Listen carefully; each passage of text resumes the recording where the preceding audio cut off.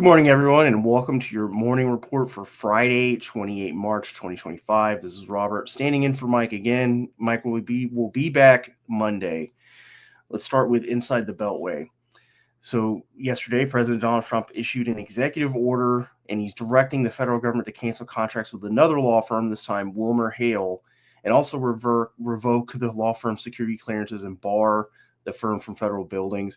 And he said this is due to Wilmer Hale's participation in the Mueller investigation during Trump's first term. This is now the fifth law firm that has been targeted by the Trump administration in the last month. And one of those law firms, which is Paul Weiss, actually agreed to commit $40 million in free legal services to support Trump's agenda. And Trump has rescinded the executive order against that firm. And this is part of a strategy on both law firms and universities that the Trump administration seems to be using to disrupt these institutions through investigations over actually racial bias. There's now, I believe, the Trump administration has launched an investigation into about 24 law firms over racial bias in hiring. And also, I think the latest was Stanford University is now being investigated. And part of this is also political warfare against these law firms that have opposed Republicans in the past, including President Trump. And by blocking them from federal contracts, he's hurting their bottom line. And speaking of the Trump administration, Attorney General Pam Bondi said yesterday that no classified information was shared in that leaked signal chat we covered earlier this week, and that only sensitive information was inadvertently leaked, which is hinting that there's not going to be an investigation. And this was after Senate Armed Services Committee leaders, Roger Wicker, the chair, who's a Republican from Mississippi, and Jack Reed, who's the senior Democrat, they asked for a formal investigation into the leak by the Department of Defense Inspector General. And then finally, Scalise, House Majority Leader Steve Scalise, who's a Louisiana Republican, said he's not going to commit to finishing the blueprint for this reconciliation budget bill we've been covering for the last few days before Congress goes on a 2-week Easter recess next month. He said that any Senate changes to the bill, which will include permanent tax cuts and raise the debt ceiling by $4 trillion, would delay the process. And this delay is important for two reasons. One, if this is not passed before the potential May X date that we talked about yesterday, then Congress would need to raise the debt ceiling in a separate bill, that could run into trouble both in the House and the Senate. Not just from Democrats trying to oppose the Trump administration, but also in the House. There are some Republicans who have opposed debt ceiling raises in the past. And two, the Senate is really pushing hard. A part of this disagreement is the Senate is pushing hard for these what are been called unfunded tax cuts that Ray Dalio warned against earlier this week. And I think there are multiple reasons this could be delayed, and we could see a debt ceiling fight later in the summer.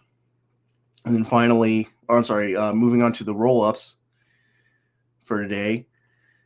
The Trump administration filed a lawsuit yesterday in Texas federal court to invalidate federal employee union contracts with the American Federation of Government Employees, and this was after Donald Trump issued an executive order telling federal agencies to stop collective bargaining with federal employees. The DOJ said that in this lawsuit that the union contracts are impeding government reform efforts and actually threaten national security. And yesterday, Las Vegas police arrested a suspect, Paul Hyun Kim, in an arson attack on a Tesla dealership in Las Vegas on the 18th of March. Clark County, Nevada Assistant Sheriff Dory Corn said that Kim had what he called very loose ties to social media accounts for a slew of far-left groups: Communist Party USA, Revolutionary Communist International, Socialist Rifle Association, and some pro-Palestine groups. And something I think we're going to find out in a lot of these cases, especially the spontaneous cases of individual actors, using Molotov cocktails and shooting at these dealerships, is that they were, I think, for the most part, self-radicalized through far-left social media instigation, basically. There's a lot of sentiment that I see online from people, social media accounts tied to these far-left groups and anonymous blogs, anarchist blogs that promote taking these actions. And I think a lot more people who are engaging in these individual attacks or paying attention to these and being radicalized through a lot of the social media contact. And yesterday, the American Society of Civil Engineers said that its energy sector infrastructure report card for the U.S. electric grid was downgraded to a D+ from a C-. And they said this is due to a shortage of distribution transformers and a lack of electricity transmission capacity, which we have talked about pretty extensively for the last few years. But something else in the report that stood out to me is that the energy sector is facing a $578 billion investment gap by 2033. And if legislation that was passed during the Biden administration to fund grid resilience is not renewed in 2026 when it expires and is up for renewal, they said this investment cap will grow to $702 billion. And then finally, on the domestic side of our rollups, Federal Reserve Bank of Boston President Susan Collins said it looks inevitable that tariffs are going to boost inflation in the near term and that the Fed should hold interest rates steady. There were some other comments from other Federal Reserve officials, including Bank of Richmond President Tom Barkin. He said rapid policy changes by the Trump administration have created a sense of instability in the business community. And Jared, if you could come on and take us through your roll-up items for today. Absolutely. So Japan announced their plan yesterday. Next year in April, they'll be running evacuation drills for the entirety of their southwestern islands. Now, this is in preparation for an unspecified emergency, which pretty much everybody's assuming that means a Taiwan contingency, because this area gets hit with cyclones multiple times a year, and they don't run these kinds of evacuations. They also plan to evacuate 120,000 people in just 6 days. So this will be a very large scale maneuver. And I think the joint command that we covered earlier this week with all of the brand new Japanese landing craft are going to be used for this. Moving over considerably closer to home, China's delaying the Panama port transfer. So CK Hutchison announced this morning that it would not sign over those ports on April 2nd because it's, quote, not the real deadline, but this is just the earliest possible signing date. Now, they did elaborate that the deal is not canceled, but simply delayed due to what they're calling complexity. They didn't elaborate further than that. And sorry to interject, but do you think that complexity is the Chinese government reaching out to CK Hutchison? I don't have a single doubt in my mind it's because of that. Because right after that deal was announced, you saw several hit pieces published from Beijing controlled offices, and CK Hutchison's stock tanked. So I think they had a lot of very tense private meetings saying you're going to pull out of this deal one way or another. Which, being that most of the articles focused on this is a matter of national security, that this is not surprising. Now, former U.S. diplomat Dan Crittenbrink warned Chinese media that the Chinese government was risking further complicating the U.S. relationship by intervening in the deal, and it's been pretty well publicized that, if the ports cannot be had peacefully, then they will be taken militarily by the Trump administration. It seems like China is working up to call that bet. Staying on China and their diplomatic moves, the Chinese investment group Zhongye, which controls British Steel, is considering shutting down British Steel as early as June of this year.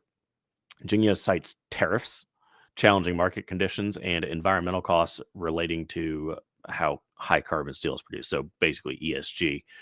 Now, according to UK Steel, an industry monitoring firm for the UK, not to be confused with the entity shutting down, the largest British steel furnace produces 21% of the UK's total steel production by itself, and 16% of the UK's total steel needs. So what China's effectively doing here is saying, hey, if you don't get along with us, we will shut down manufacturing if we control it. And I think that's going to end up driving nations away from China, at least forcing them to divest from their infrastructure, because that gives China immense soft power control over basically any industry they touch. Yeah, this seems like a really concerning development for the UK, because the China does have a lot of either subsidiaries or direct ownership of businesses, and I think that was part of the first Trump administration's moves were to, and even the Biden administration try to push some of these key industries away from Chinese ownership. That was, I think we covered the telecom stuff and how prevalent Chinese hardware is still in U.S. telecoms, and that was, I think, a response to the idea that China could use that to threaten U.S. national security. I think in this case, I agree. I think we're going to see a lot more of the Western world look at what's happening with British Steel and decide that they don't want that risk. Yeah, I think this may have a reverberating effect for foreign direct investment as a whole as well, because British Steel actually changed hands out of British hands back in 1999. It went to the Dutch, and then the Dutch sold it to the Indians, who, as far as I can tell, they're the ones that sold it to China. And obviously, none of them had British national security in mind, despite the fact that British Steel was made for national security purposes during World War II. So it all kind of points toward, okay, well, if we're going to have these critical industries, they cannot be in any way controlled by foreign investment. I think we're going to see a bit of a wave of forcing adversaries to divest from infrastructure. Then moving over to the Middle East. So Iran's foreign minister announced through Iranian state media that he had sent his official response to the United States through Oman, carrying out the indirect negotiations that or indirect diplomacy that we talked about earlier this week. And this is all regarding negotiations on a new nuclear deal between Iran and the Trump administration. And the Iranian foreign minister did elaborate that any direct negotiations are completely impossible as long as the U.S. maintains the maximum pressure campaign. So I expect more secondary channels to be used until the maximum pressure campaign comes off. All right, thank you for that, Jared. Let's move on to our warning items for today. And first, we're going to talk about President Trump withdrawing Elise Stefanik's nomination for UN ambassador. And this was a development yesterday where Trump said this is explicitly to protect the Republican House majority. So what's going on right now is that the GOP is concerned about losing some of these special elections over the last few weeks. And withdrawing Stefanik's nomination removes the chance they see of losing the upcoming or the potential New York special election for that seat and seeing a more narrow House majority. Because some Republicans behind the scenes over the last couple of weeks have said they're worried that tariffs and the Democratic response to tariffs could impact the special election. And there are two more special elections actually next week here in Florida for Mike Waltz's seat and Matt Gaetz' seat in Florida District 1 and Florida District 6. And for now, it looks like they're likely to win, even if very narrowly. However, something I've seen is that Democratic turnout in special elections is generally higher than Republican turnout. So it could make these races very close and possibly even low enough, at least in, I think, Florida District 6, where Mike Waltz's seat is or was, to allow the Democratic candidate to squeak by with a narrow win. However, right now there are 4 vacant seats in the House. 2 of those are former Democrats who passed away in office in the last month. And these are 2 of those seats. So even if Democrats do win these 2 seats, they're not going to flip the House, but they will make the Republican House majority narrow enough that it will, I think, likely put President Donald Trump's legislative agenda in trouble as far as getting it passed quickly. And I think Democrats are using these special elections, which normally do have a higher Democratic turnout, to signal a groundswell of resistance to Trump. And a lot of money. So there's been a lot of talk about how in these 2 special elections here in Florida that Democrat candidates are significantly outraising the Republican candidates. But I think a lot of that is actually coming from outside donors, especially small dollar donors, because Democrats see this as a chance to really hinder Trump's agenda. Moving on to the next warning item, California sanctuary cities are planning a resurgence, and this is 2 cities yesterday. Los Angeles City Council passed to a new measure that would provide money and resources to help safeguard illegal immigrants against ICE raids. They also asked state lawmakers to increase funds for deportation, legal defense, and launched an initiative to monitor and track ICE activities in the city. And the San Diego County Board of Supervisors is also facing a special election next month, and they're expected to return to a Democrat majority after that special election, and have said they're going to implement further sanctuary city policies. I think this is happening because on the local and state level, the Democrats, I think, are really trying to pull the Democratic Party more liberal, while national level Democrats have been pretty quiet on pushing too hard against Trump's immigration enforcement. I think this is due to that dynamic where at the local level, you can see a lot more progressives have the opportunity to win elected office.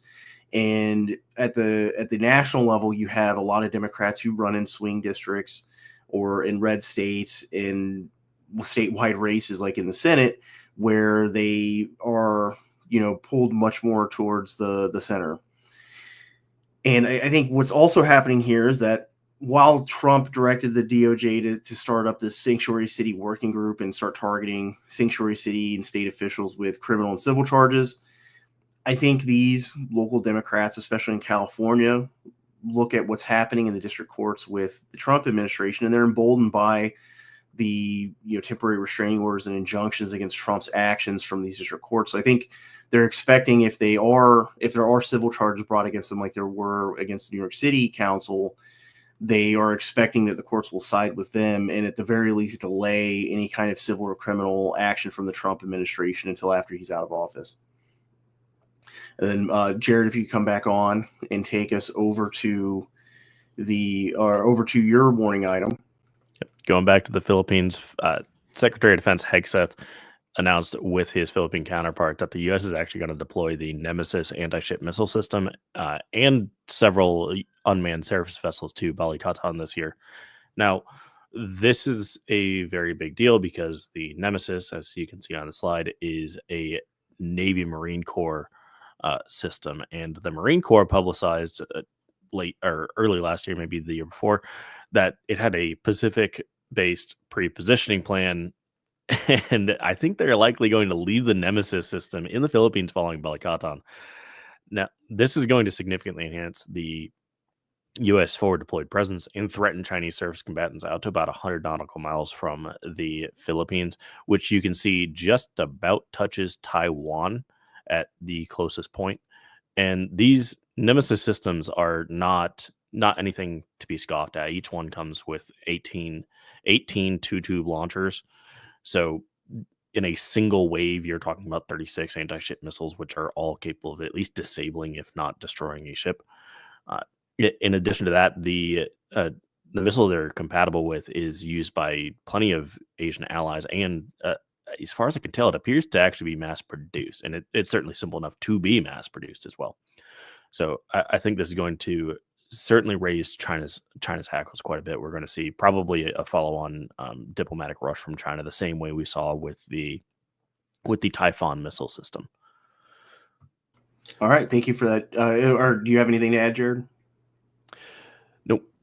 All right, thank you for that. Let's move on to questions and answers. I see the first question from Bad Wabbit. Will there be a roundtable this morning? No, we're not. We're going to come back to the roundtable next Friday. Mike is a little bit under the weather this week, and he'll be back for the full week next week, and we will get back to the roundtable. The next question, also from Bad Wabbit. With all the forward deployments to Diego Garcia, do you believe they are pre-positioning for an Iran conflict?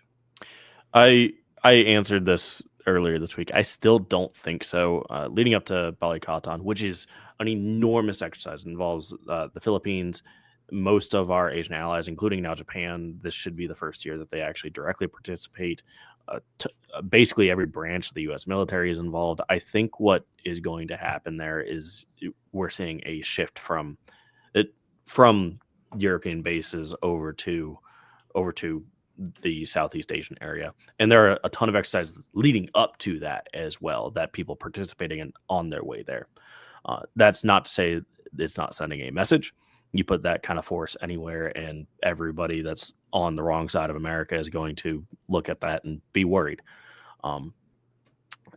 That said, I also don't, based off of what the Iranian foreign minister said earlier this week, he said he was confident there would be no war with the United States. So I don't expect there to be any kind of true war with Iran.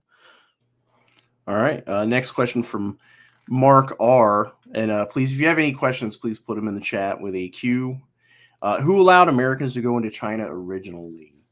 I'm not sure exactly what this is in reference to. If you mean the 20th century, it was Nixon, and then Deng Xiaoping. I think you're doing a lot of these sort of mixed market reforms.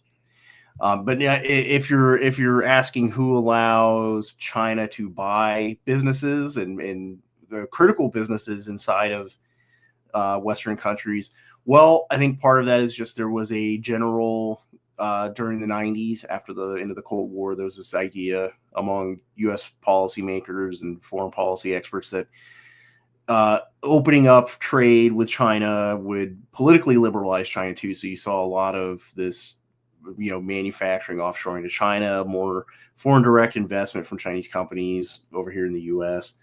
And that was just I think the idea long term was that China was not going to become an adversary.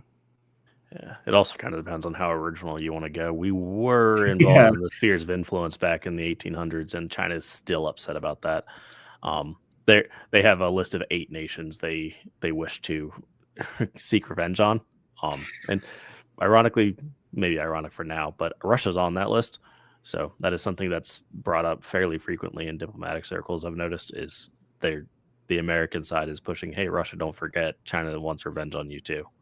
Yeah, I think there's this popular conception that prior to like Woodrow Wilson, the United States was very isolationist adjacent, but that's not true. Like in the late 19th century, there was a lot of U.S. involvement in the Opium Wars and what China calls the Century of Humiliation. And then, of course, on the Russia side, there was a fight over Manchuria that Russia was involved in. And all of that was very easy to do since we had the Philippines as a territory at that point. We recently won it from the Spanish. All right. Do you have any more questions? Can you queue up a couple of questions for us, Jared? I think we can hit some of the questions from the last week. Yep. There was a very interesting one from an Early Warning Network member earlier this week.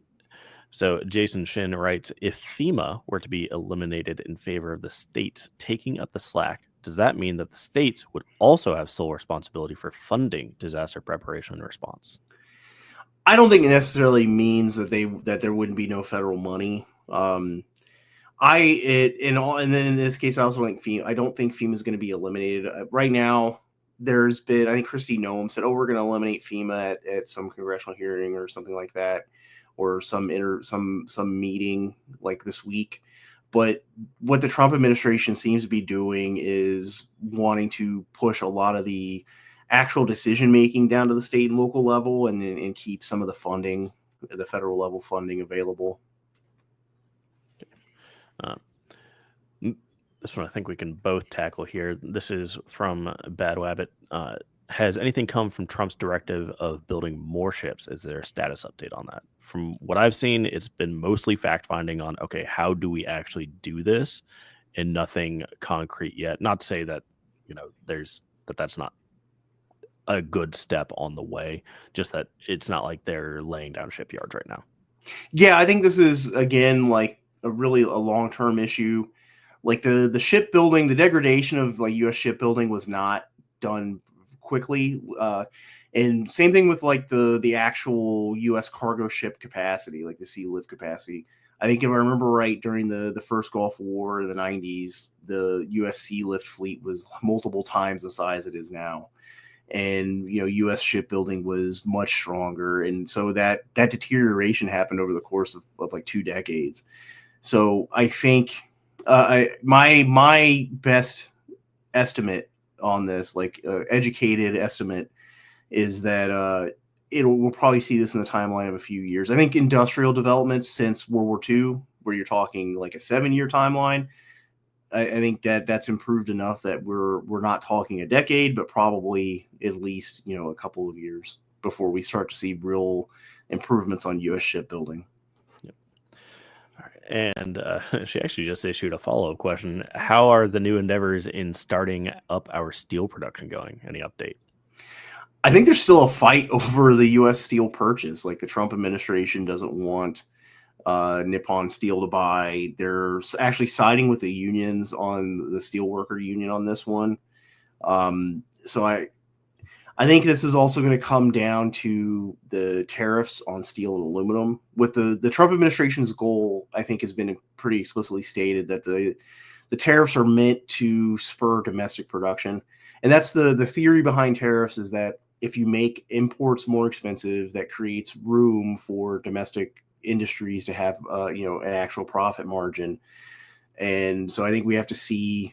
Well, I think we might see movement on building up this domestic steel and aluminum production after these tariffs take effect, and these companies are able to ramp up production. Yeah, there are a couple things on the global scale as well that could play into that. So we covered 2 weeks ago the Philippines is looking for a new nickel buyer because most of their exports go to China and they don't want that anymore. And nickel's critical for producing stainless steel, which you need for ships. So being that the Philippines is allied with the United States and we need to produce ships and we need to produce good steel for those ships, it would make sense that we would potentially buy those. In addition to that, this British steel issue is it's obviously caught my attention, but I'm going to be keeping a much closer eye on that because with all of Europe trying to reindustrialize and remilitarize, it doesn't make sense that the British would give up that manufacturing capacity. And I had to think somebody's going to try to buy this out from Xinjiang, because why would you give that up, especially if the British intend to be one of the security guarantors for Europe? All right, our next question from Zabozo Shizion. How does Big Law survive without the sweetheart deals from the government?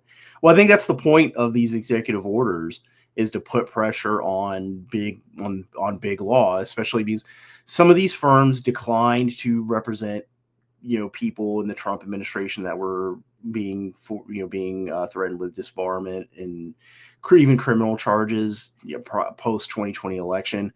And so I think the point of these EOs is to threaten those deals where they have a lot of these government contracts and contracts with government clients, in order to get them to. I think the goal at the very least is to get them to stop being partisan. And the Paul Weiss development, I think, is what the Trump administration is going for. They want a more bipartisan legal environment in the United States. And that, as some critics of the Trump administration have called it, capitulation. I think that's the point, and that's why Trump rescinded the executive order on Paul Weiss, is because they did exactly what he wanted. He wants a more bipartisan legal environment. From Jimmy Carr, why can't I find any ties to Woodrow Wilson about the Trilateral Commission? I think that's because, from what I understand, the Trilateral Commission was founded in the 70s, like decades after Woodrow Wilson was president. So as far as I know, it's because he was no longer president. From Peter Provenzano, will Europe actually rearm and take their defense seriously, or is it more talk and virtue signaling? I think they are serious about it. We also have to remember scale for Europe. Germany is smaller than Texas. Most of these European states are smaller than our states. Imagine if you could imagine having each individual state try to field its own army, have its own defense production. It is very difficult to spin that up. This is probably going to have to be a whole of continent project with basically like the French having one of the best military production capacities in Europe, which is still nowhere near what America actually is. It's probably going to end up with the major producers exporting the technology to spin up additional assembly lines throughout the continent. And that is as with all things, going to take a lot of time. And they have the additional red tape of basically everything being an international issue between them. So if France wants to spin up stuff in Belgium, well, now you have to have the French and Belgian governments, along with the EU, all talk to each other and do information sharing on all of it.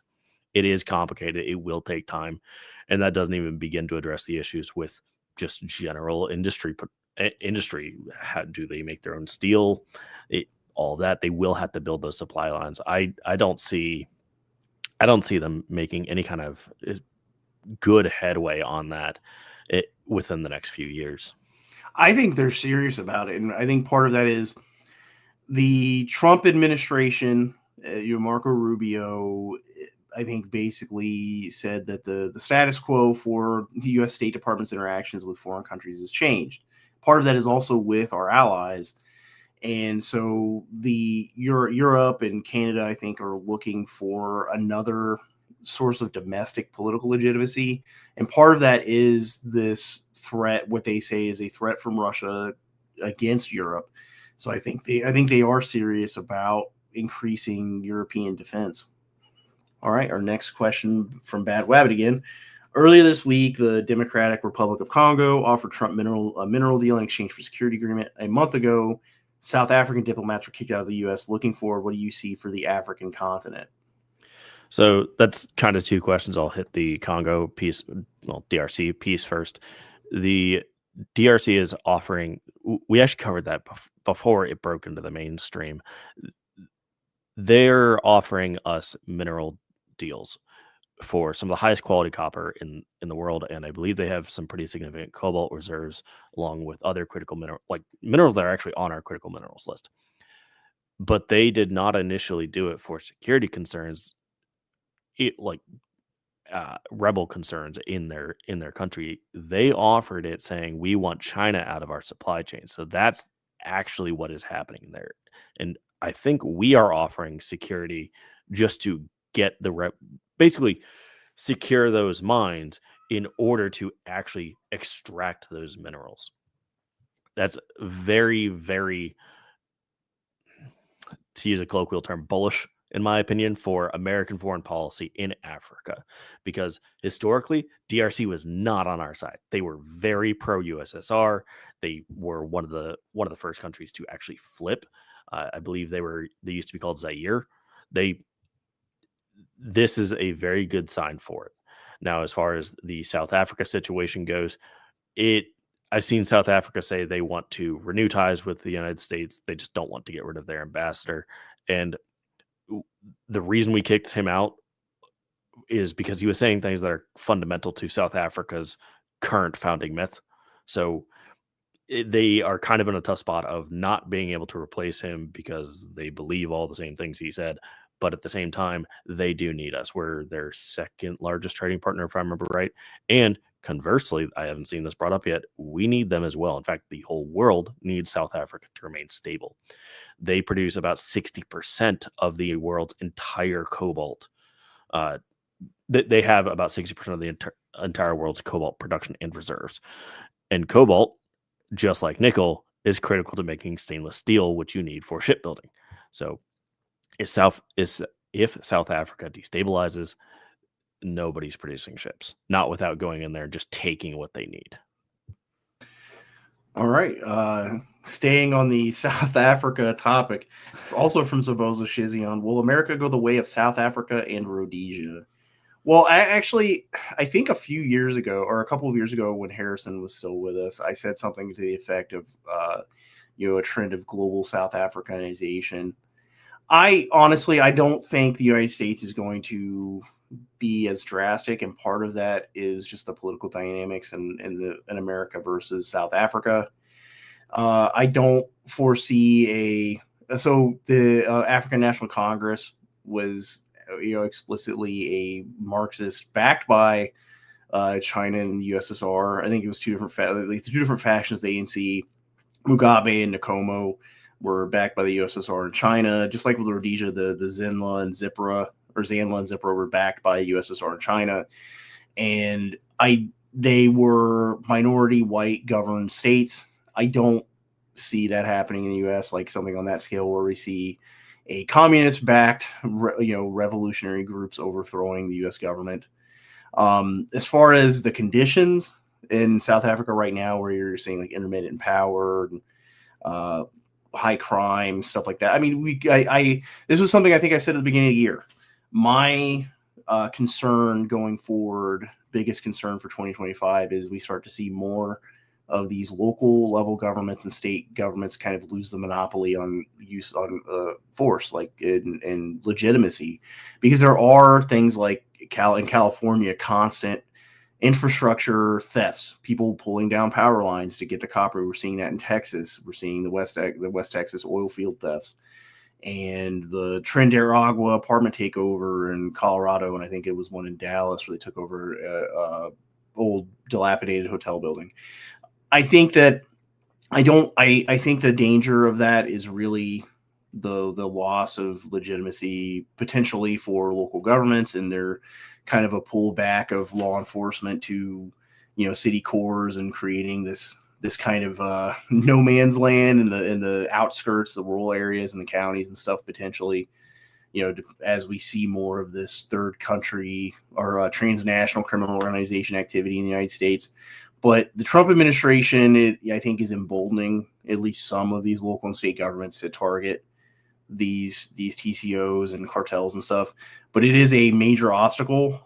There's a lot of that activity out west and even in the Northeast now with Chinese organized crime.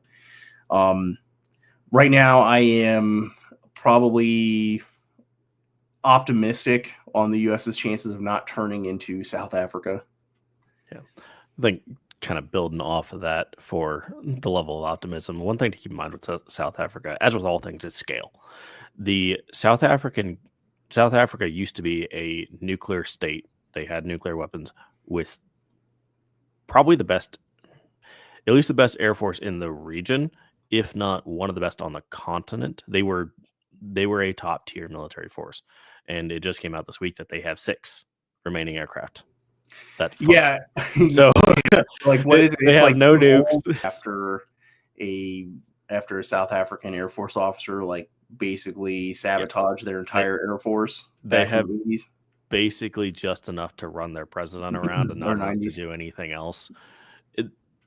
To say, will America go the way of South Africa? That is what we're talking about, is America, the premier air power across the world, having, I believe it's 2 of the 5 largest air forces in the world, with the Navy and the Air Force. We would have to scale down all of that as well. It's hard to see that America would truly fall that far without basically regionalizing, and then some places having it considerably better than others. All right. From Griseo Nemo, if the European countries were able to build up their military, what would stop them from returning to old grievances and attacking each other?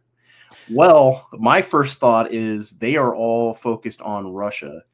And that is probably the central organizing force for keeping them from devolving into a pre-World War II dynamic.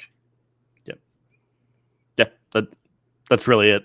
Is they have an external force, and that's probably why the Trump administration is pushing for Europe to retake its security anyway, is that there is a unifying external force. It is an external threat. Just plain and simple, if you look at where Russia likes to have its borders, it's next to Germany, not where it currently is. Yeah, geopolitically, it makes sense to look at that and go, yeah, they are a threat. So France and Germany are probably not going to be fighting anytime soon, not least of which because Germany doesn't really have a military right now.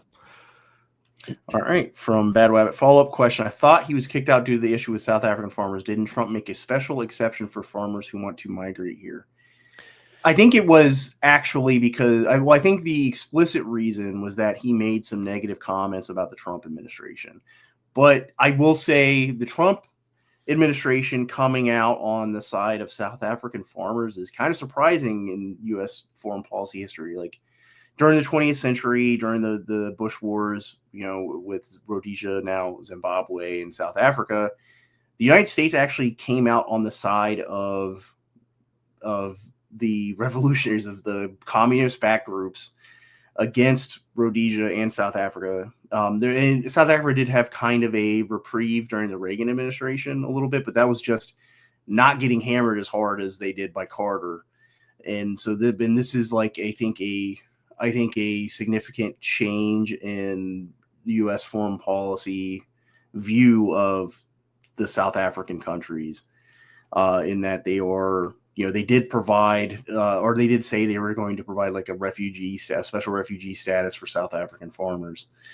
But the counter to that I've seen from a lot of people in South Africa who talk about this issue is that a lot of the people in South Africa that are under threat of being murdered, like the South African farmers, the community in Orania, they don't want to leave. And I think that's because during the 80s, when a lot of people left Rhodesia, a lot of white Africans left Rhodesia, and then after the hit of apartheid in South Africa, anybody who wanted to get out got out already. They left already. So anybody still there wanted to stay, even after Mugabe took over and it became Zimbabwe, there were a lot of Rhodesians who stayed because they wanted to help the new government keep things stable. And of course, Mugabe responded by nationalizing their farms, destroying the breadbasket of Africa, and same thing in South Africa happened over the last couple of decades. So I think there's just a sentiment that they don't want to leave. That's why they've got this. I think Orania has like a special agreement with the South African national government to be kind of a semi-autonomous community. That is the last question. All right. Well, that'll do it for today. We'll be back with you on Monday at 08 Central. Be safe and stay out front.